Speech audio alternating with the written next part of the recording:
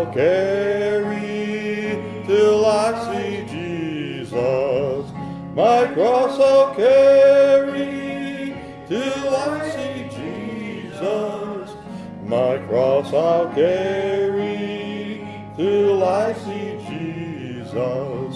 No turning back, I'll follow him.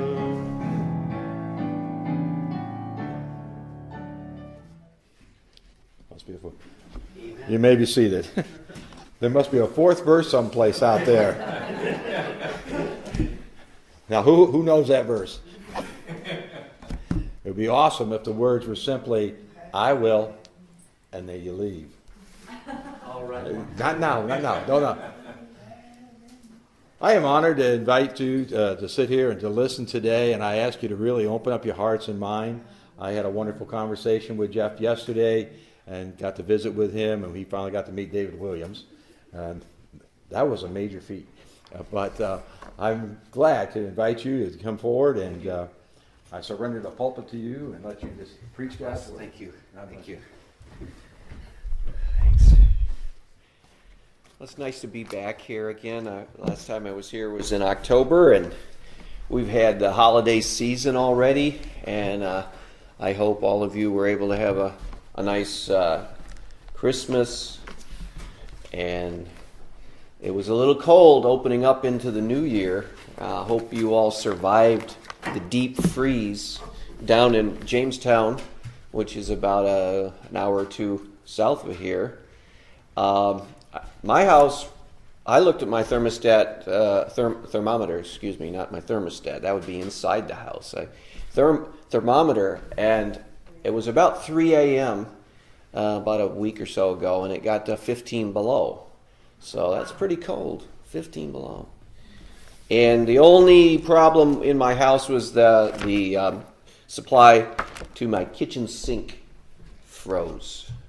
So I couldn't run my kitchen sink, the water in this kitchen sink for one day. That's not bad, pretty good for 15 below. So, but it came back, and there was no frozen pipe or break in the pipe or anything. So everything worked out great. But I was thinking before I came up here, I got an unusual gift this year for Christmas. You probably get different gifts for Christmas over the years, and sometimes you get some unusual gifts. I got a little box, electronic box. It's called Roku. Have you ever heard of that? And it lets you watch TV shows from the internet, and it's amazing. I've spent the last week or two just kind of playing around with this little box.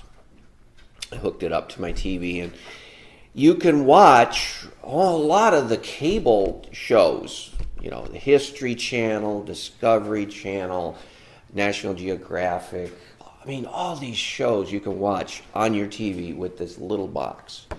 And you don't have to have cable hooked up, and you don't have to do all that other stuff. It's kind of a neat thing. I'm just amazed how, they invent things, new technology and everything. You can't keep up with it, but that's okay. I mean, I don't even try to keep up with the technology today. I like electronics. I have a little training in it. I have some schooling in it. In fact, when I went right out of high school, I trained as an electronic technician, and I had 2 years of training in electronics. So I like electronics, but I can't keep up with the technology today. I don't carry a smartphone with me. I don't have GPS on my phone. Everybody seems to have GPS. I don't have it. I have to use the old-fashioned map, which is kind of funny because when you pull up to a street and you have your map in your car and you're kind of like trying to figure out where it is, people are looking at you like, you're crazy, you're old-fashioned. But anyway, this gift that I got was it's called a Roku electronic media streaming box. And I was flipping around on the channels, and trying this thing out. And I stumbled on a show that I found out is a series. It's a series every year for 3 years. It's no longer there, but it's called Climbing Mount Everest. And I thought, wow, that's interesting. So I started watching the first season, and I got hooked on it. You know how you do it. I got hooked on it, so I watched the second season, and then I watched the third season, and that's it. There's no more seasons, but it talks about how these people went to Mount Everest from all kinds of different ways of life, and they have this tour guide that they are paying like $40,000 or $50,000 to help get them to the top of the mountain so that they can tell all their friends, I went to the top of the tallest mountain in the world. Okay, I guess that's why they go. I don't know why else you would want to climb up the tallest mountain in the world and risk your life. But they all of these people have different backgrounds. Some are, construction workers. Some are lawyers. Some are doctors. Some are politicians. Some are professional athletes from other different sports. Some are businessmen. Some are, there was a veterinarian. All kinds of different occupations. They just want to climb the mountain. Okay, and the tour guide, his job is to help get them to the top and back safely without getting killed or frostbitten or whatever. And the whole series shows all the different trials and tribulations they have to go through. It's really hard to get up there, and it's cold. It's like 30 below halfway up the mountain, and you're climbing 30 below, and you have to stay in tents in 20 below weather, and it's terrible. And you can get frostbitten so easy, and then you can also get this thing called mountain sickness, where your lungs fill up with fluid, and you got to go down low, or else you're going to die. So it was a really interesting series, and one of the things that I noticed was that the climbers tended to be one of two things. Either they were overconfident, they were like, oh, I'm going up to the top, no problem, I got this mountain, just coming at it like they knew, that they were going to make it. And then the other ones were like not confident at all. They were doubting their ability. I don't know, we'll see. When I go up to the first, base camp, we'll see how it goes. So they were not very confident. The other extreme is that the climbers are too confident. And so the tour guide has to try to get them into the safe zone, which is to respect the mountain, to know your limitations, but then go ahead and be bold and courageous and go up there. Okay, so that's the tour guide's trying to work on their attitudes. And I thought, wow, that's a lot like Jesus, because when he was working with the disciples, he had to do that too. He had to make sure that they were not too overconfident in their own human abilities, and then he also had to encourage them, and because sometimes they were not courageous enough and they doubted their own abilities, and they would play it safe and whatnot. So Jesus had the same job, sort of like this Mount Everest tourist guide. He had to help these disciples to have just the right attitude when they're approaching life. And that's kind of like us too. I mean, God has to work with us. Some people tend to gravitate on the overconfident. Some people tend to fall into the, not confident enough. And God has to bring us right into the area where he can use us the best way and balance us. And so today I wanted to look at a passage that we've already read about Jesus working with his disciples and showing them that they needed to be more confident in God's power and needed to think and include God's supernatural resources and not just limit themselves to their own natural thinking, because that's what they were doing in this instance where they were presenting the gospel, and Jesus was teaching the crowd of 5,000 people, more than 5,000 people, and it was getting late, and the disciples got together and said, hey, we got to send these people away because it's getting too late. They're going to get too hungry, and then they're not going to have the energy to get back to their towns and whatnot and buy food and get something to eat. And so they were going to solve this problem in a natural, human, logical way. And Jesus had to show them that he had something else in mind. He had something special in mind.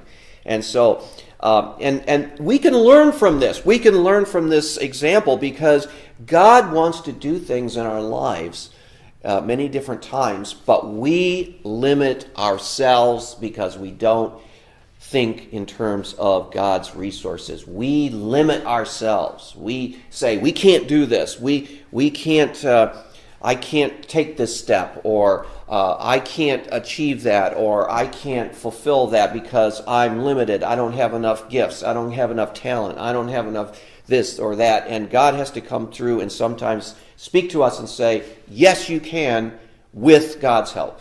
With God's help. And it's the same way with churches. You know, it's very easy today in our world to think in terms of large organizations can accomplish the things of this world, and the small little groups and organizations and groups can't do anything. But that's not true, because that doesn't take into account God's power. It doesn't take into account the unlimited resources of God. And so I wanted to go through this passage and show how Jesus got his disciples into the position of thinking bigger than they ever thought before, thinking wider, and putting in place God's resources, not just their own. So let's go through here and see what we can learn that Jesus wants to teach us today. Well, the first thing is, the point of this is, it's tempting to conclude something can't be done. Look at Matthew 14:13 through 15.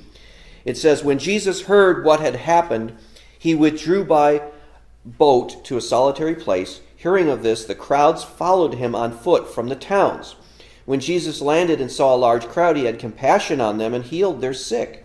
As evening approached, the disciples came to him and said, this is a remote place. It's already late. Send the crowds away so they can go to the villages and buy themselves food. Now, what the disciples said was perfectly reasonable, wasn't it? That made sense. You know, they were out there and they wanted to hear Jesus, and they had heard Jesus, and they had come for healing, and Jesus had healed them. And it was getting late, and they were probably getting hungry. I mean, people are the same back then, by the way, as they are today. You know, if you haven't had anything to eat for a long time, I'm sure those people were getting hungry just like we would be getting hungry. People are the same way back then, 2,000 years ago, as they are today. So these people were getting hungry. And the disciples stepped forward and said, well, let's solve this problem. Jesus, we want to remind you that it's getting late. It's getting late. You know, they looked at their watches and they saw it was late. And they said, we've got to send these people away because they need to go down to the villages, get some food, and buy some food and eat that food and be on their way back to their homes before it's too late. You don't want to have a whole crowd of people out here in the dark on the side of the mountain. Then you would have a disaster, because these people are stumbling along. I mean, remember, they didn't have flashlights. They didn't have all the electronic stuff we do.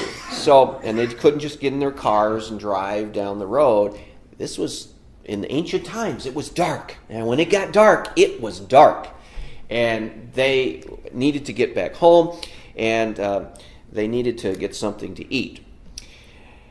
And that was a logical thing to do. And that was, I mean, when we look at this comment by the disciples, it makes perfect sense. I mean, if you remember the Star Trek TV series, the guy named Spock, he would have said, that's logical. That's logical. It makes sense. I mean, people hungry, it's getting late. Hey, send them away. They can come back later.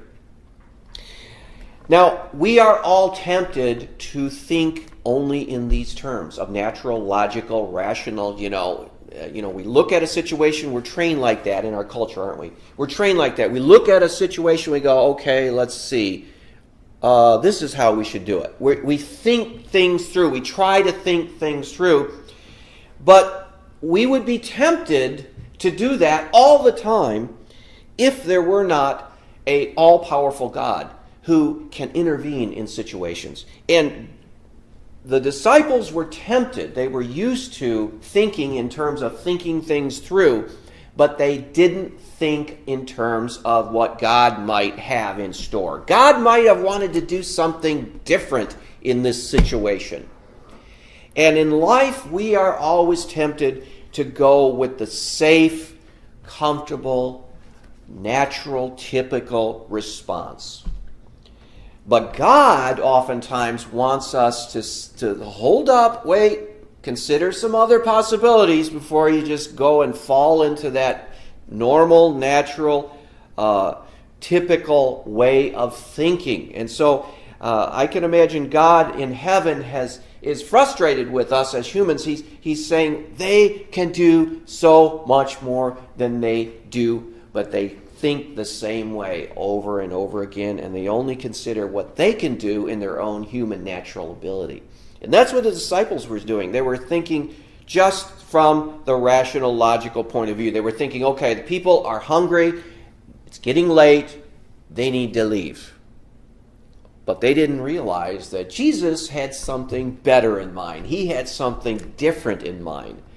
He had something more interesting than just the old boring, okay, yeah, the logical, rational, I'll send them away. He wanted to do something special. And so we have to, as people, also consider the possibility God might want to do something special in our lives in certain situations. And we shouldn't just fall for the comfortable, easy, rational, normal, typical way of doing things. And it's the same way with a church. We might conclude that, for example, a small church might conclude, well, we're not going to be making much of an impact in the community because we don't have the resources. We're small. We don't have a lot of people. We don't have a lot of influence. We don't have a lot of clout in the community. So, we've got to just, settle for the fact that we're just not going to make that much of a difference in the community. That's the typical, rational, normal, natural way of thinking. But wait a minute. Before you go that route, maybe, just maybe, Jesus wants to do something special in your situation. And you have to be ready for that, and you have to be open for that. In your life even. Maybe you are facing situations right now where it's very easy to say, oh, well, I know what I need to do. I mean, it's just, the answer is just so logical, simple, natural. This is what I need to do. But somehow maybe you're not really thrilled with that choice. Maybe you're not excited by that or interested in that choice. It just seems like that's the only natural, logical thing to do. Well, maybe it's not the only way to go. Maybe Jesus wants to do something different in your life. Maybe he wants to do something special in that case. And so you need to be open-minded, and I need to be open-minded for what God might want to do. So the disciples were going the safe route. They were going to suggest to get the people home by sending them away and let them buy food in the villages and they'll be okay.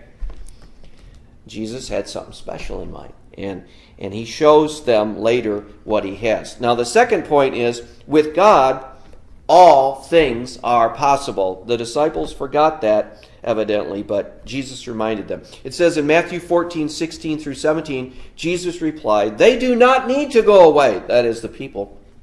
"You give them something to eat." "We have here only 5 loaves of bread and 2 fish," they answered. Now, at that point, Jesus didn't make much sense. Here's a crowd of 5,000 men, not including the women and the children, so maybe double or triple it, 10,000, 15,000 people on the side of a hill. And Jesus says to the disciples, oh, they don't have to go away and get food in the villages. You give them something to eat. That doesn't make a lot of sense.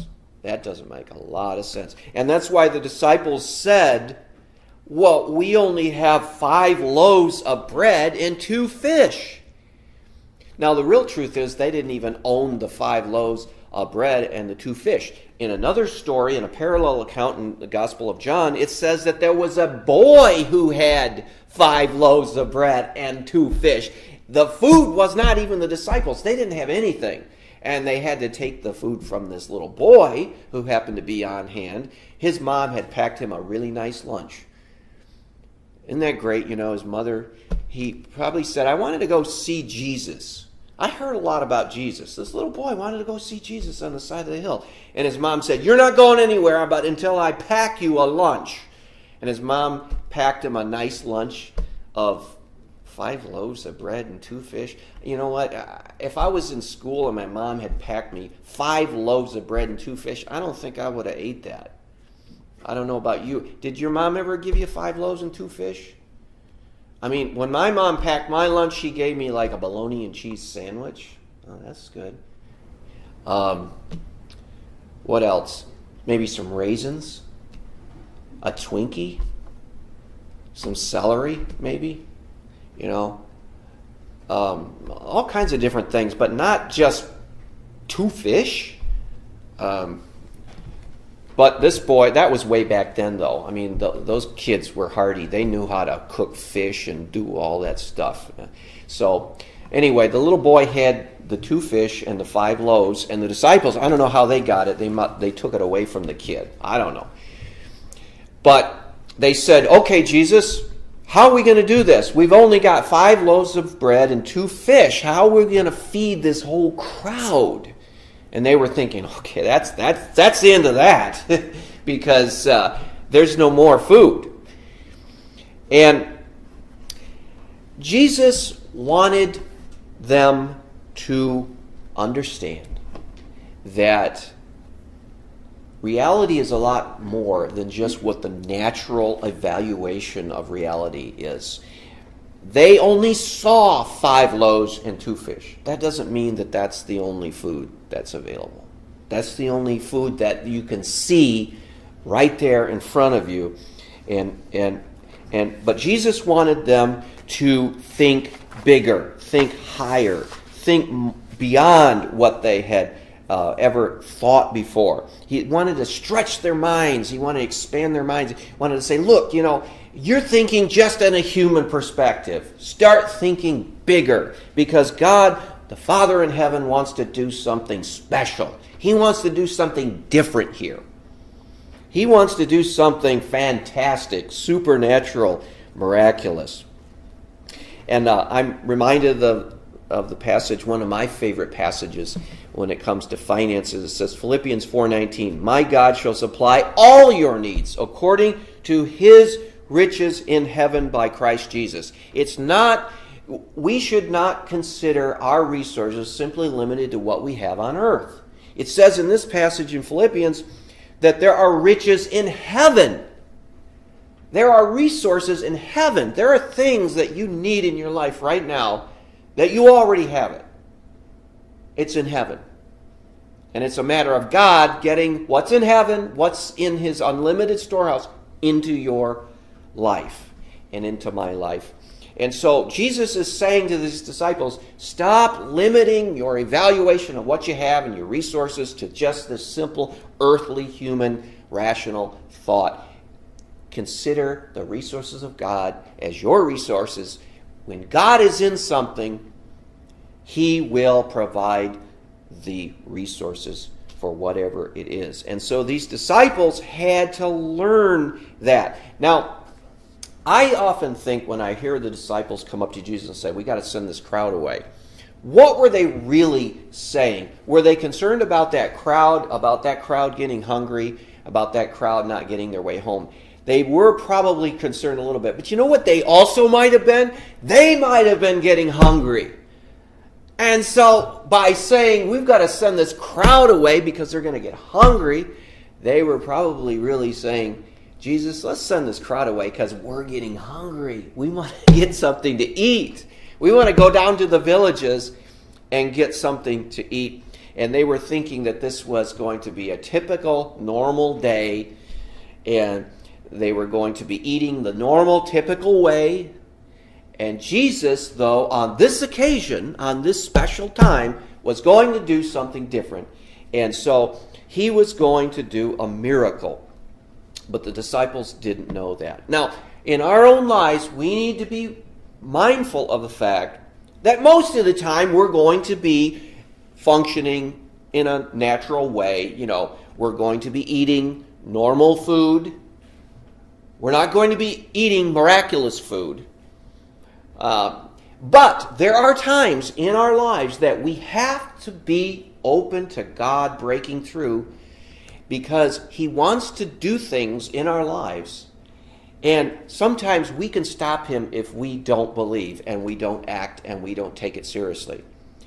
Now, Jesus was here, had something in mind that was totally different, and the disciples had to gradually realize, hey, this is special.